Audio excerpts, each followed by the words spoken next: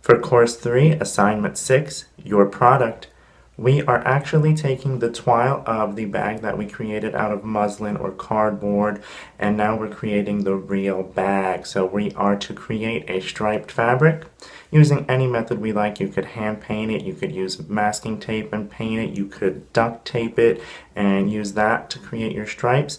And then we are to construct the actual bag. And for that, you again can use glue, tape, however you can manage to construct it. I am going to show you guys how to use a sewing machine to construct it using a straight stitch, and I will also be showing you guys how to give it stability by placing fusible interfacing inside, and that's going to give it structure, especially the bottom of the bag. You don't want it to be flimsy, and if you want it to actually be a bag you could be proud of and wear, then you definitely want to get some fusible interfacing at your fabric or craft store. The inside or the lining of the bag is constructed in the exact same way that the outside of the bag is, except that it is constructed out of a polished cotton that has this satiny, silky look to it. The outside of my bag is going to be constructed out of vegan leather. Now, to construct my particular bag, which is a messenger style, harness inspired bag, you are creating basically a square or a cube. So there are 4 sides, a bottom, and then a flap closure. So when I'm creating the pockets, they're basically constructed using the side seams and the bottom seams. So if that's confusing to you, just skip over creating pockets and imagine it as having 4 sides, a bottom, and optionally a closure or a top. You could create a zipper closure. I'm using the messenger type of a closure with the flap. I'm also going to be creating some buckles. Now for that I will be adding grommets, and I have a tool that I will show you in terms of how I will be doing that. I'm using a straight stitch for all of these stitches, and remember that you can make a simpler bag. Just do what you feel comfortable doing. We're then to create a blog post and cost and price our bag, similar to an exercise that we've done in the past. So use what we've learned in terms of cost plus. You can refer to an earlier video of mine to do that, but make sure you are creating your blog post, pricing and costing your bag as well.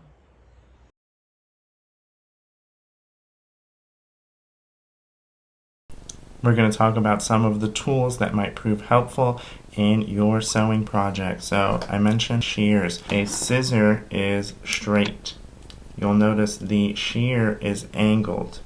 So this is meant to allow the blade, the bottom blade, to remain flat on the table or cutting surface. If you were doing it with a straight scissors, you'll notice there's going to be a bumping motion, and that's going to affect the clean line that you would want to cut using shears, which are angled, allowing you to move only the upper part of the blade and get a clean cut. A rotary cutter is much like a pizza cutter in that it is a circular blade, and you will press the handle down and roll along to cut a straight line. Now, if your rotary cutter isn't straight, and I find often I have to go over the same line multiple times, you can end up creating multiple cuts in the fabric. So you do have to be accurate and move in a straight line to avoid just shredding up your fabric or creating an uneven cut. I also mentioned applying eyelets or grommets.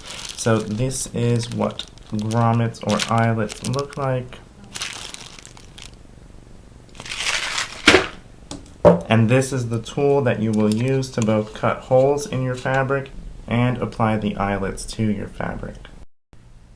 Tools that might prove helpful include shears, rotary cutters, measuring tape or rulers, tailor's chalk or fabric marking pencils or markers, straight pins, bias tape, needles, and any hardware that you might be thinking of using in the construction of your bag. You might also want to consider closures and hardware when you are purchasing your fabric. So you might want to think about metal D-rings. These are often used to attach straps to the bag. I am going to also use large dog leash clamps for the straps themselves to attach to the D-rings. And then you want to think about closures as well. Are you going to use a zipper, a button, a snap closure?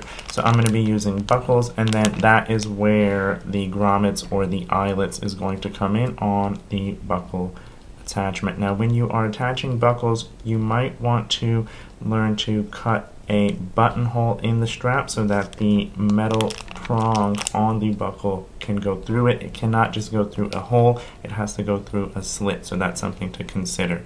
But do think about hardware, closures, your fabric, and your lining, as well as interfacing when you go shopping for your supplies. Okay, so I'm going to show you the different pieces and what I mean by creating cubes or boxes. So this is the lining. It is inside out. Obviously, it's going to have to be flipped inside out so that it is lining the inside of the bag.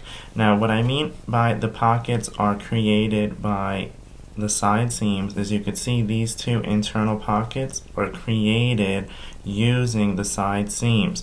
So you're just layering 1, 2, 3 pieces of fabric and then sewing the side seams together with the side strips of the bag.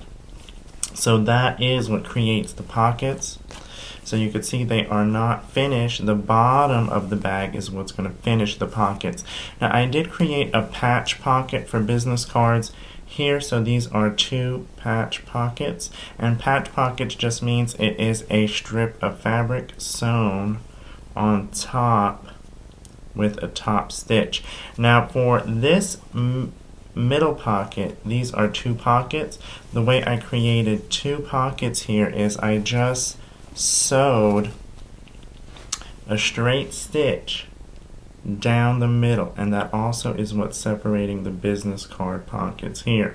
So that straight stitch was applied to these 2 pieces of fabric here before I sewed them together. So if I had gone a straight stitch through, all of the pockets would be split or segmented. So if you just want this pocket to have 2 pockets in it, then only sew it to this other strip. Now again, all of this is optional. This is just how I am choosing to create my lining, for my convenience. So I may choose to put a pen pocket or pencil pocket here. I might add another patch pocket to this side, but I wanted to show you what I mean by it being a cube. So there are just 4 sides with straight seams across. And now I'm going to show you the actual bag itself, so you can see that that follows the same method. So here is the exterior of my bag. Again, I'm creating pockets. That is optional. These are going to be the external pockets. And yes, I wanted one to be higher just because other bags I have, I like that about them, that they have a large pocket on the back, that the front has a shorter pocket under the flap. So that's how I wanted it to be. But this is the exterior of the bag in vegan leather.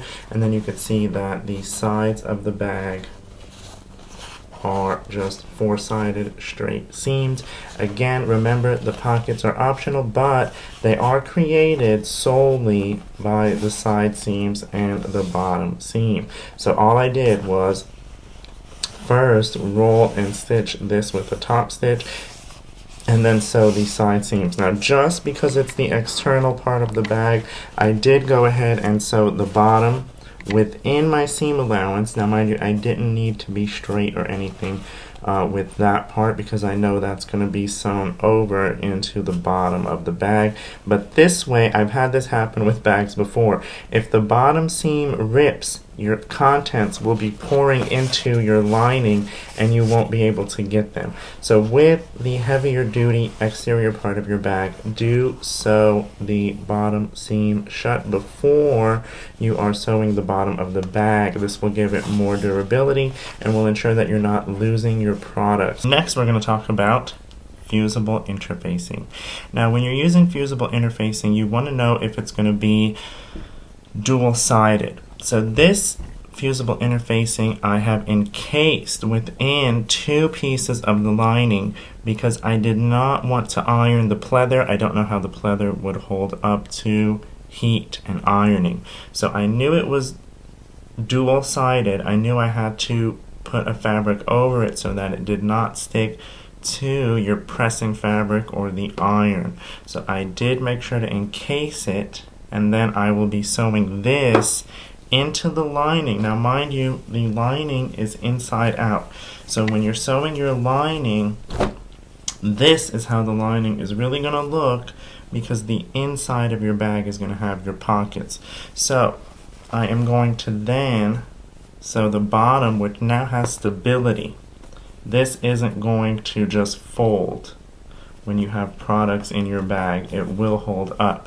So I'm going to then pin this to my lining, going all the way around the perimeter.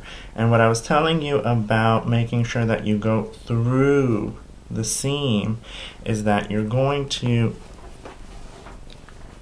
seam is going to end here. So that's the bottom of the bag. Instead of just sewing on top, you want to sew through that seam all the way down, and that's going to ensure that it is connected on all four sides of the bottom. So when you see the edge of your seam, I'm not sure if I was clear there, you don't stop at the edge of those side seams, you go straight through all the way to the edges when you are sewing the bottom of your bag. And again, you're going to sew all the way around four sides of the bottom. Make sure you pin. Pinning is going to help you not ripple and not mess up. If you do mess up, make sure that you have your handy dandy seam ripper. I have several of these. I also find it helpful to have several different types of shears around, whether they be small, long. Have a rotary cutter if you are not good at cutting straight lines. Also make sure that you have straight pins handy. These are what you're going to use to pin the different pieces together. Now when you are pinning something, it does help to pin in a manner that is perpendicular to the direction that you're sewing. So if I am sewing the bottom, this is the bottom, to the lining, instead of pinning in this manner parallel to the stitch, it's going to be hard for you to pull this pin out when you are going through the sewing machine. So if you pin it perpendicular like this, it will be easy for you to pull it out sideways as you're going through the sewing machine.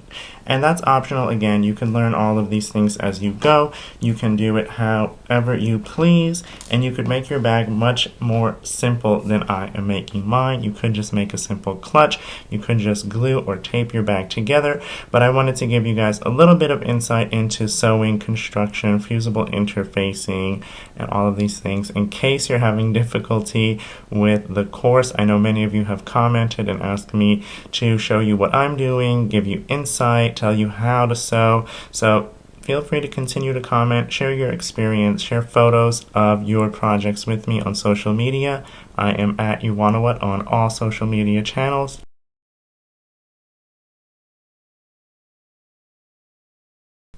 In order to maximize the yardage of your fabric and minimize waste, as well as to make sure that you are cutting on the grain, lay out the pieces of your fabric on the fabric using a tailor's chalk or fabric marking pencil or marker.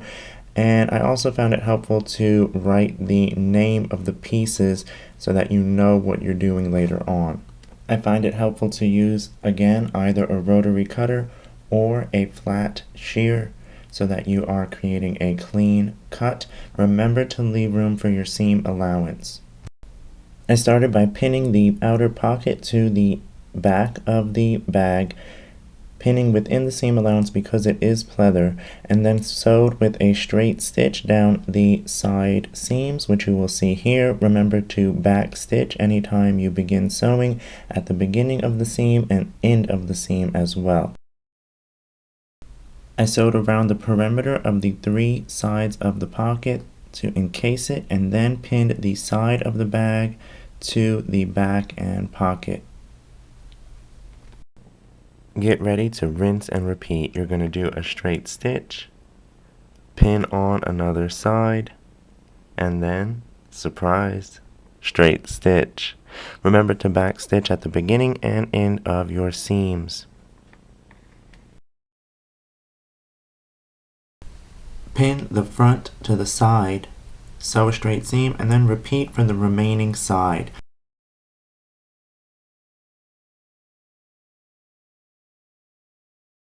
You'll then repeat this step, sewing the bottom piece to your lining as well as the outer shell of the bag. Now remember, you are going to sew through the seam all the way to the edges.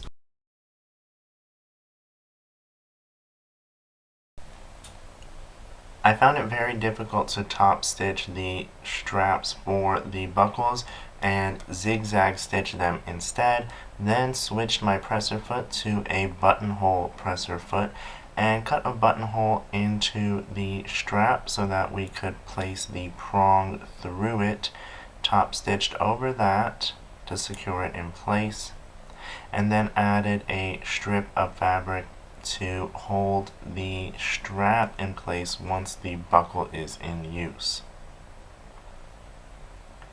I placed holes within these strips for the second part of the buckle and then placed eyelets or grommets within. You should now have D-rings also sewn into top stitched strips of fabric. Sew those to the seam allowance of your bag. This will be folded over and sewn over with the lining. I took 2 square pieces of the pleather and sewed them together within the seam allowance, then flipped that inside out and top stitched. This is the flap of the bag. To sew the flap to the bag, I just, in the same manner that we attached the straps and D-rings, sewed it within the seam allowance of the bag, flipped it inside out, and sewed the lining to that. Cut strips for your straps. Sew with the faces or the right sides of the fabric together on one side of the strap, flip it inside out, and then top stitch using the presser foot as your guide. For the placement of the top stitch, you'll notice I used the post-it stack to again keep the presser foot elevated, and then I attached the dog leash latches to the straps with a separate piece of fabric that has been zigzag stitched to keep it from fraying. I then just used a straight stitch to create a square stitch around the inside perimeter of that strip of fabric. And here is the final product. I am happy with the results. I think if anything I would just redo one of these straps, but I am glad that ParsonsXTeenVogue has pushed me out of my comfort zone. I do feel like I enjoyed this course very much so, and I hope that you found this video helpful and informative in completing this assignment as well as going into the other individual assignments. Make sure you rate, comment, share, and subscribe. So stay tuned because I'm going to be going through all of the assignments individually. And also feel free to visit my fashion, beauty, and lifestyle blog at uwanawich.com. The link will be posted below. This is Uwanawich.